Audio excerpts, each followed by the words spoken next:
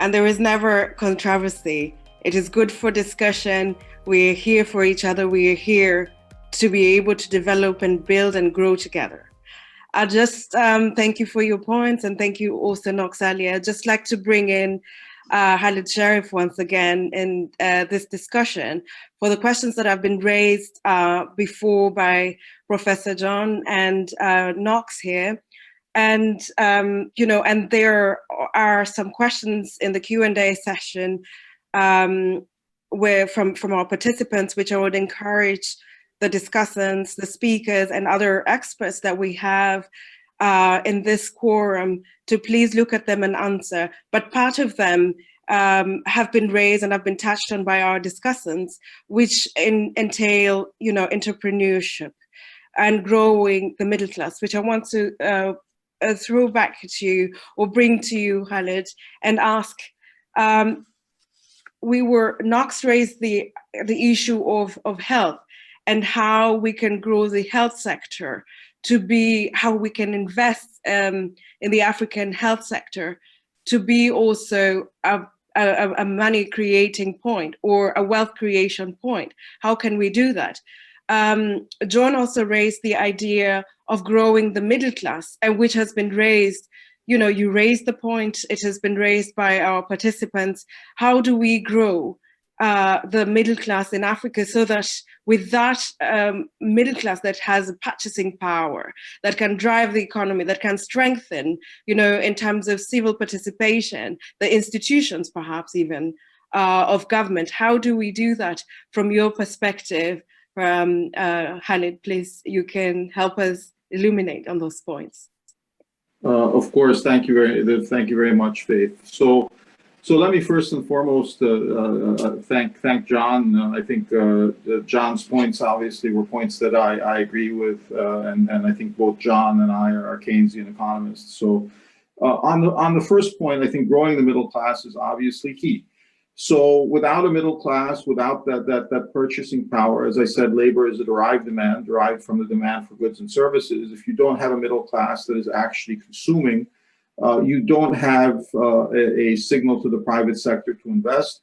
If there's low demand for goods and services, there's low demand for labor. And as I said, this is the storyline for 18 countries in the African continent. But I'd like to recall just 3 examples, without mentioning the countries involved, to show how the middle class is challenged in the African context. One country which had gone into debt distress found itself having to come up with a debt restructuring plan, and the International Monetary Fund basically came in and offered its assistance through their standby facilities, and in turn to provide them with the debt relief and the resources they needed to ensure that basically country default would be avoided. The IMF asked that there be more cost recovery for gasoline sales. This country is a net gasoline importer. For utilities such as electricity, where about citizens of that country only paid about 30% of real prices for electricity. By the time they were done, gas prices went up, electricity prices went up, water prices went up. And when I did a very simple econometric regression to see what those prices, and of course, when you raise the prices of gasoline, it does affect the prices of everything downstream because everything is shipped. And so obviously, just to get goods to market, what did that really do to the purchasing power of the middle class? In essence, the average consumer's ability to consume would have dropped on average by about 12%. And that in turn, because consumption goes down by 12%, if the investment response is just as adversely affected, then the demand for labor would also taper off. So, we need a middle class that can sustain wealth creation But as John rightly put it, I mean, economics is about one step forward and two steps backward. I mean, obviously, you have to deal with economic distortions, but when you deal with economic distortions and you push the middle class a peg or two below what their typical consumption would have been, because obviously they, you know, the consumption patterns they displayed did reflect subsidies that had to be addressed to control government deficits. But then it becomes a vicious cycle. So I think, you know, we need to find approaches where we don't take away from the middle class, but we actually help the middle class to grow. But John said something that was extremely important on tax collection. So for those of you that do not know, on average in the African continent, taxes, income taxation, and corporate taxation represent across the 54 African countries about 35% of total revenue. 35%. 35%. So the tax base of countries in the African continent on average is very, very small. So typically, if you want to have, when you don't have a private sector response, leading growth, you can use the state sector or state enterprises to grow, but to do that, you need revenue. And you're not getting that revenue from taxation. Why are you not getting that revenue from taxation? Well, because number one, poverty, but number two, because the informal sector is so huge in the African continent. If you basically look at the Sahel, roughly 80% of all economic activity is in the informal sector. John mentioned Nigeria. Nigeria, its informal sector is 60% of GDP, and that's when it rebased its GDP based on trying to capture the economic activity of the informal sector and rebased GDP some years back. Its GDP almost grew about 40% overnight. So the one thing I want everybody to understand, because I'll come to the health question in a second, is that when your tax base is so low, to understand this better, let's talk about the big six. So the big six in the African continent are the big six oil producers. Obviously, they include Nigeria, they would include countries like Angola. But without being country specific, one of the big six, 78% of its total revenue, both domestic and foreign, comes from oil. Now, obviously, with COVID-19 and a decrease in the demand for oil and the decline in oil revenues, these big six are now struggling just to be able to maintain essential infrastructure, just to be able to import the foodstuffs that they need for the populace at large. So, you know, of our 54 countries in the African continent, roughly over 26 countries are dependent on three primary exports. Three. So now with the global downturn in the demand for raw materials, if the world demands less oil, then these big six, you know, get their revenues from where? If the world demands less of cocoa because of the recession due to COVID-19, where do you get your revenues? You know, so for countries that are completely dependent on, you know, 1 to 3 primary exports, this is not the basis for the future. For the health sector specifically, the logic makes sense. But where do you get the resources to be able to make those kinds of investments?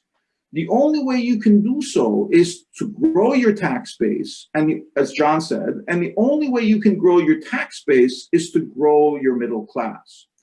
For those of you that don't know, and so I'm not long-winded, one of the things that's key here is that you have 2 countries in the African continent that still do not allow individuals to own land.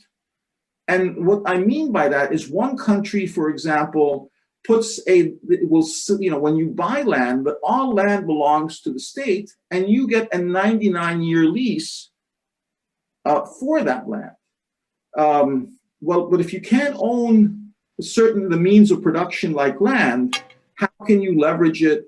How can you find a sustainable way forward for just being a farmer or an investor of sorts? So the only way to achieve wealth is to hand the means of production over to citizens so people can effectively trade in means of production to also generate wealth, since you don't have a stock market in which you can do this.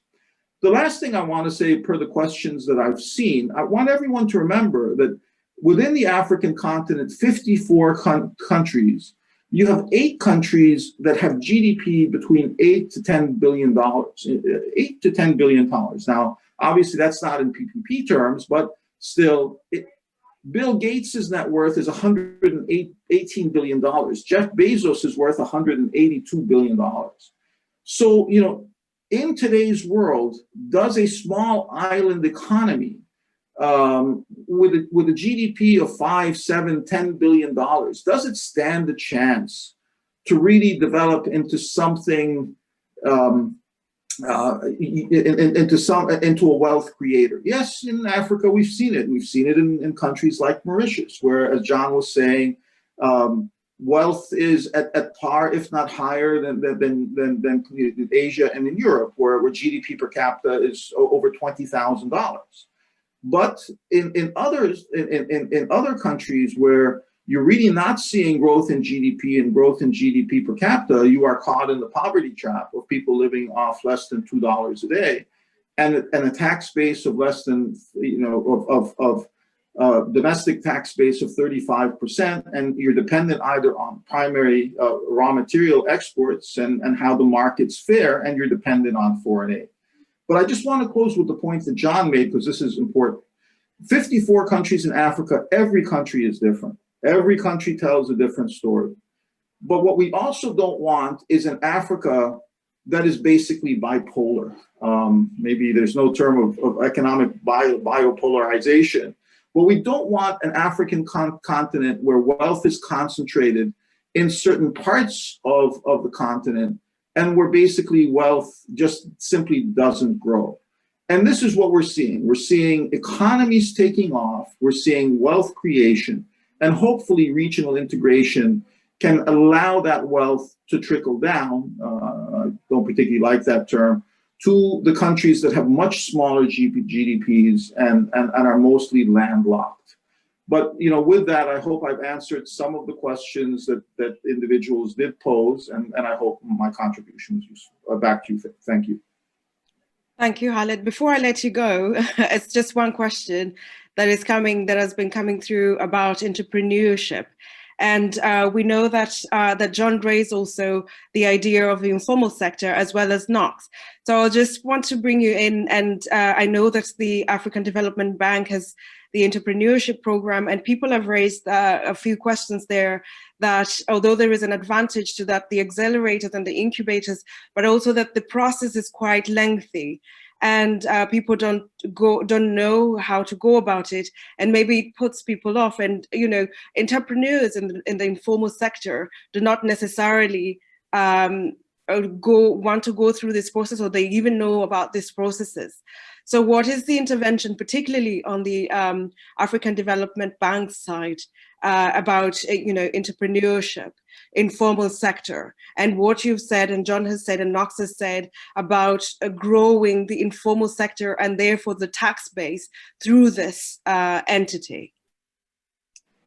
Very good, Faith. So obviously, specific to your question, if I were to say to you, to ask everyone in the audience, just to try and imagine this, how many companies on the African continent operate with working capital of more than $1 billion? At last estimate, they were under 100. These are domestic African corporations. So what we see in a lot of countries is the inability of companies on the African continent to go from being sole proprietorships, family-owned businesses, to becoming partnerships, and then to becoming corporations.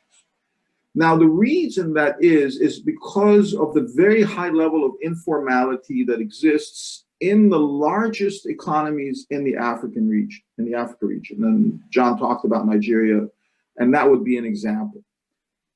So when the informal sector is significantly large and represents a significant percentage of economic activity, there's always a reason why the private sector wants to remain informal, why they do not register themselves as sole proprietorships, partnerships, and to allow themselves to raise equity through equity markets and become corporations. Either the taxation system is incoherent. You don't know what tax bill you might likely be hit with the following day, so you prefer to be informal. As John was saying, institutional capacity is problematic in the African continent, so a lot of companies would like to keep away from the bureaucracy as much as possible. But with that level of informality, with an informal sector as big as it is, you get this very low tax base. And more importantly, you also get a very bizarre concept that I think everybody needs to understand. So, for example, the IMF says a country is in debt distress when debt crosses a threshold when you divide it by GDP. But what happens if GDP is an incorrect figure? And in most countries, GDP is underestimated because the informal sector is so large that when you survey the level of economic activity, you don't get the informal sector. So Zambia is suffering from this today.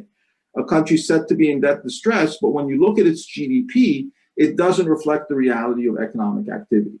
So we have to get the informal sector out of the blind spot in the economy. We have to get them to be formalized. Can we give a certain number of years of tax immunity, so you don't have to pay taxes for the first decade when you basically register your company? Is there a way?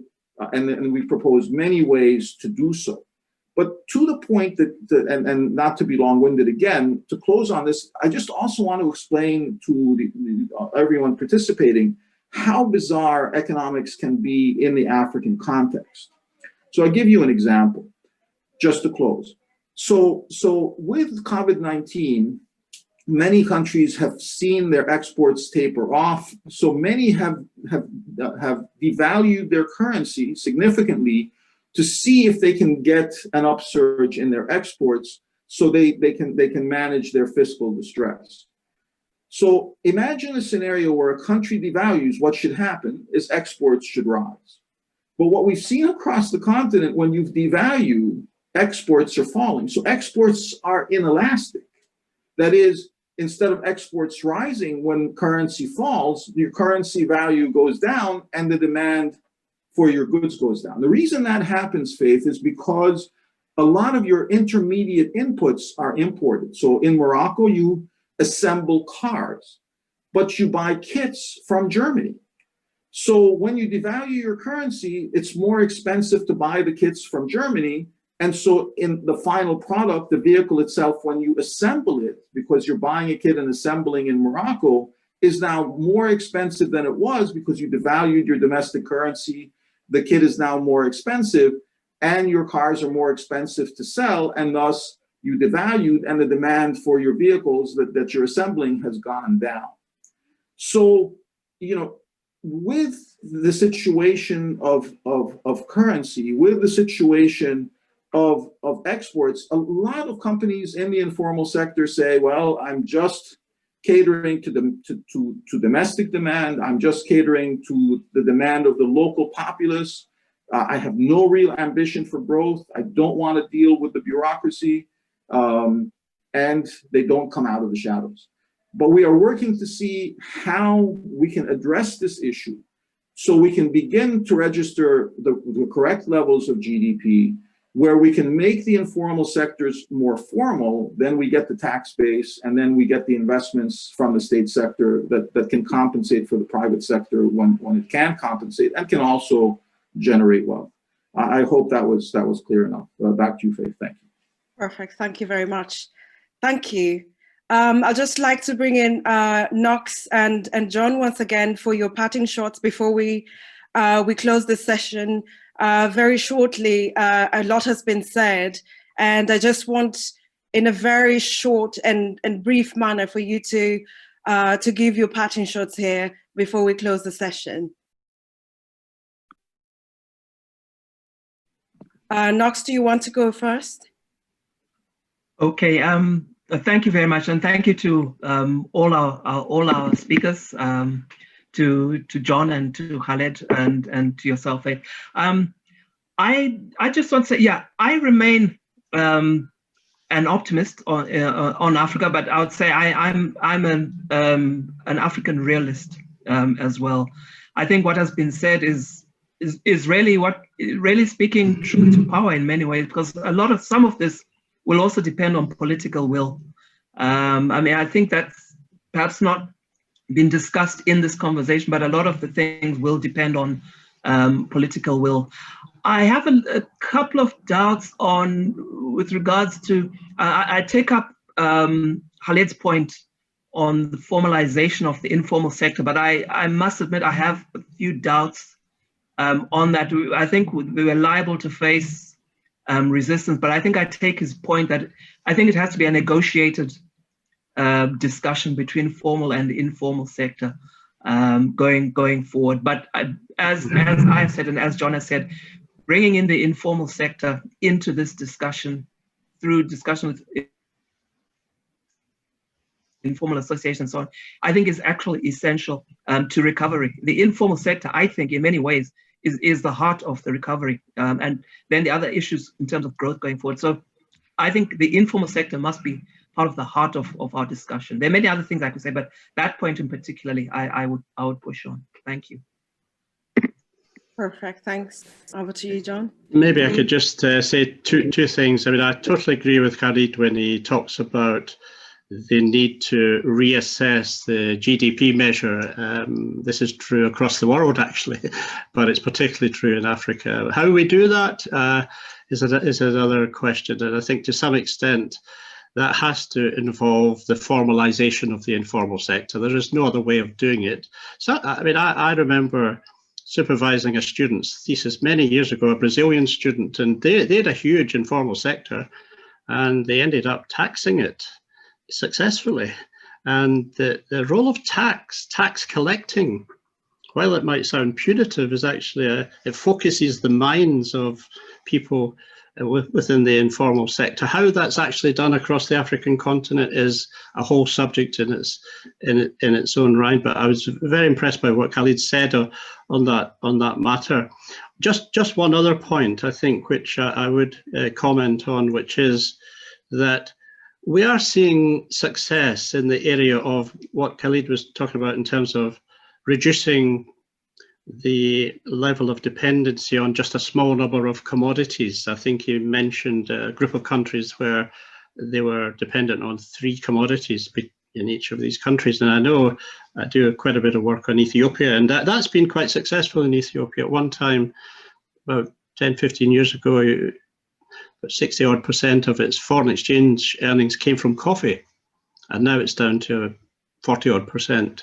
That's a good thing. You know, that means the country's diversifying its export base and its foreign exchange base, partly through the industrialization process that Khaled was also talking about, because Ethiopia is a country that has developed clusters of industrial parks that allow them to specialize in a whole range of different commodities. One of the reasons why their growth rate has been quite high. So these are the comments I would make, Faith, just to conclude this session. Thank you. Thank you, absolutely. Thank you very much. Thank you to our speakers, to everybody, the participants sending in their questions. in the Q&A session, people joining us from across the world, across the globe, around this beautiful world of ours. And I want to, before I hand over to Laura for the next session, just to recognize you all and to welcome you to our discussion.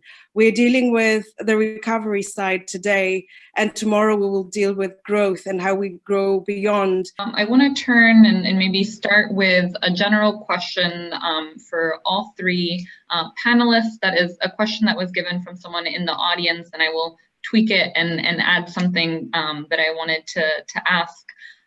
So we're talking a lot about growth and industrialization, but how do we, as we foment that, as we encourage that, how do we also keep time for the diversity of rich cultures? How do we make sure that those are kept alive and the soul of that culture is kept alive throughout these initiatives? And kind of on that end, another thing that I think can impact as well is how do we ensure that this recovery and this growth is also sustainable, and that in this time, this very kind of unique time, we don't forgo sustainability, we don't forgo the uniqueness and diversity of culture for just very, very rapid economic focus. And I'm kind of opening that to whoever of the speakers would like to take that first. Well, I can go first since I'm the last, I'll be glad to take on that. So in response to that question, I know there's a lot of questions there, but my response will be, that's what I mentioned earlier, like when we talk about Africa, we talk about 53 different countries. We talk about different cultures, different way of doing things. And we have to be really mindful on each culture and each people and all those people, how they operate, how they do things. And when we talk about education, for instance, we cannot take the way we will educate people about COVID in the West and apply to people like in Africa or people like in Togo or Ghana or whatever. We have to see the context, right? And we have to maybe see the language, how we can what communication channel to use. For instance, we, instead of using English, could be like a dialect, right? Instead of using something like in a village, instead of social media, maybe going to the chief of the village, find, the chief of the village, know those people better. What would be there? Because sometimes we're trying to forget, to go through those proper channels. We just assume that, hey, everybody should go by this way. And then we neglect them. We realize later that we're not effective in what we're doing. Thank you so much. Any of our other presenters that would like to answer? Yeah, Sunil here. Thanks. I was just looking at some of the other questions which I sort of interlinked. There was a question about maths and science, and as a former physics, maths, and electronics teacher, I thought I had to jump at that. So one of the things I'd like to say is that the fundamentals of education, the 3 R's, read, write, and arithmetic, will always be there. That'll include literature, of course. However, moving into the 4th industrial revolution, the digital literacy is another layer that needs to be added onto this, whether we like it or not. And just in terms of education and the evolution of education during this time and leadership in that particular area, is the fact that the choices that young people today are faced with are very different from the ones we faced when we were at high school or we were at primary school. Today, many of young people will have to make choices based on some artificial intelligence that is running in the background. From the moment they use social media to the way that they fed information, artificial intelligence has a big play in terms of what happens.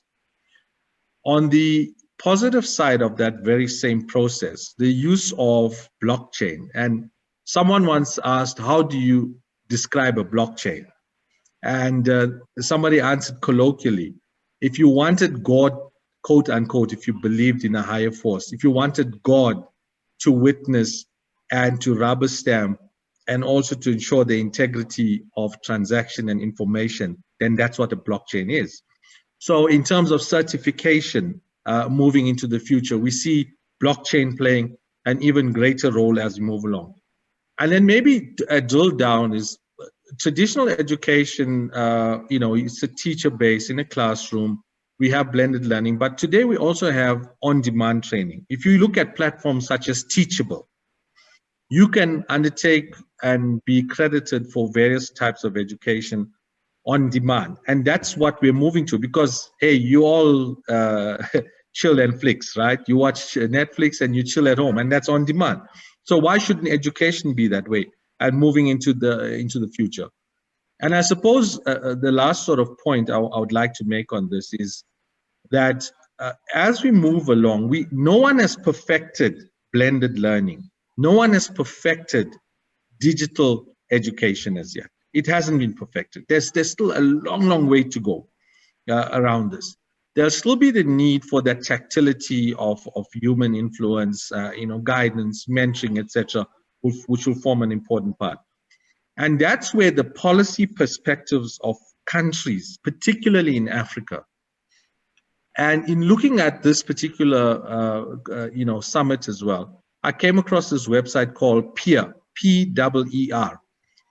And what PEER does, it provides you with a lot of information on the policies, etc., that countries are putting on education, etc.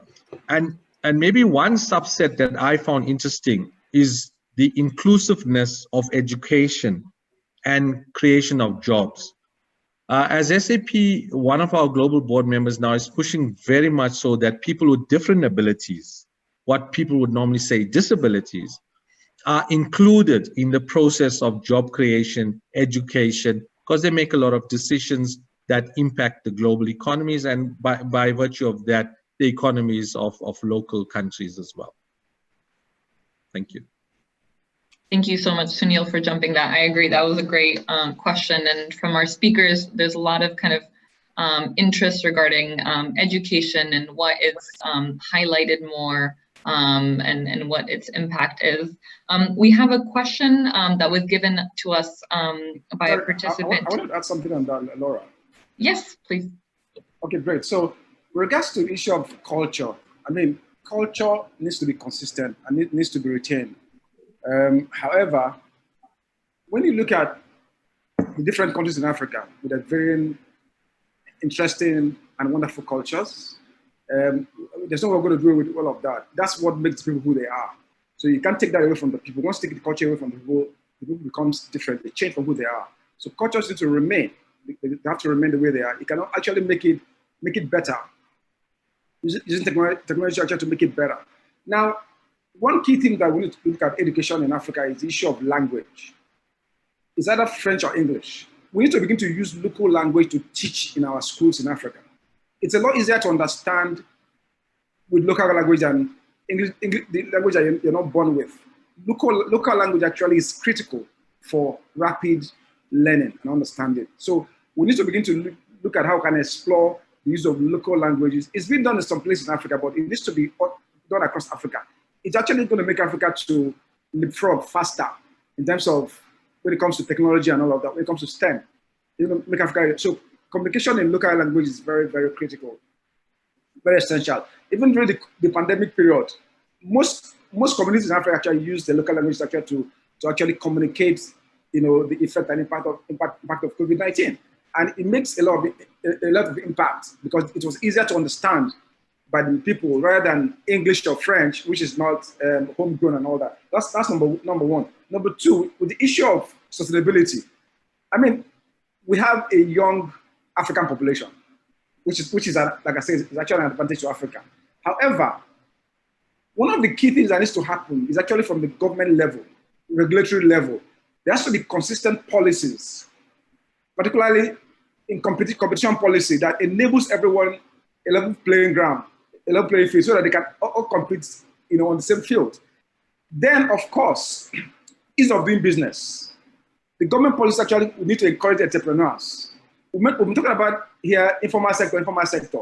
How do you ensure that the informal sector continue to grow if there are not good policies that ensures that ease of the way they do business actually it's a lot easy with government policy and regulation. So for me, that's critical. That's one way we can actually sustain all of this growth, economic recovery and growth. If the right policies are not there, then we're just going to take a walk. at the end of the day. Thank you.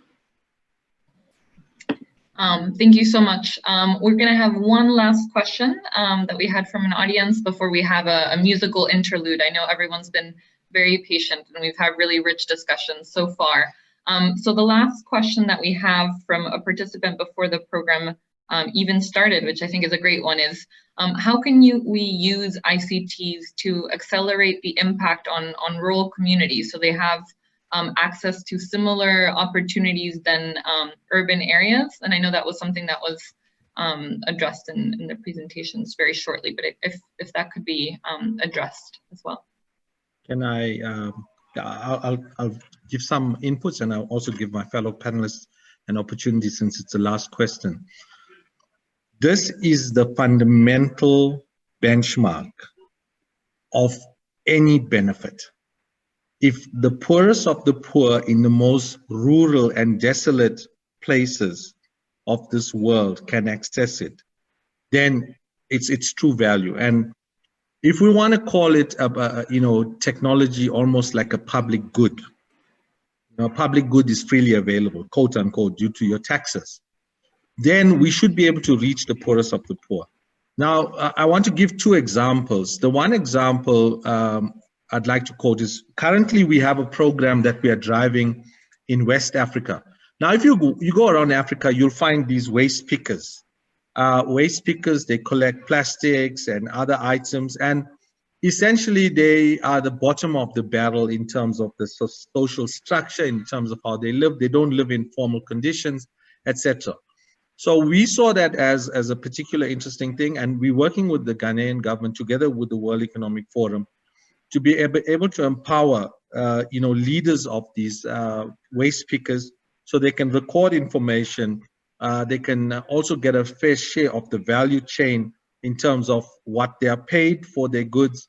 In addition to that, that development can take place through the technology that is put in place, and the mobile devices can also be used by countries to record if they collected platinum from a computer or gold. In some cases, they may retain it, but some valuables that they may have collected. So that's one example. The other quick example I'd like to mention, we worked with farmers in Ghana. And in Ghana is famous for shea butter. And about 10 years ago, we worked with mainly women farmers there. And what we're able to do through technology is to be able to help the women to get a better pricing for their product, one, and in certain cases to warehouse their products so that the seasonal price change can be taken advantage of, and then bringing in global supply chains like Unilever, etc. So these are just two examples of how technology can help the poorest of the poor. Thanks. Wonderful, thank you. I want to give the opportunity to the other two panelists if you'd like to respond very shortly and kind of give your wrap-up notes before we end the session. Yes, as Sunil mentioned, making technology available to the underserved is crucial. We have seen sad things, with transfer of money when people who don't have any money can transfer money via the cell phone. So we believe that, getting those things, those technology to those people will be very tangible and access and developing things. Yeah. Okay, so can you hear me? Yes, we can. Okay, great. So let me just add to what my fellow speakers have already said. Earlier when I talked about the issue of urban-rural digital divide in Africa, I mean, that's what that question is actually alluding to. Now, one of the ways that can be solved actually is, in some countries, I mean, is an ITU provision, USPF, Universal Service Provision Fund. They have that funding in most countries in Africa. They need to actually begin to, the essence of that fund is actually creating infrastructure in the rural areas. That's the essence of that fund, basically. So the governments in Africa needs to begin to use that fund for that purpose. That's one aspect that needs to be done. Number two, they need to also begin to,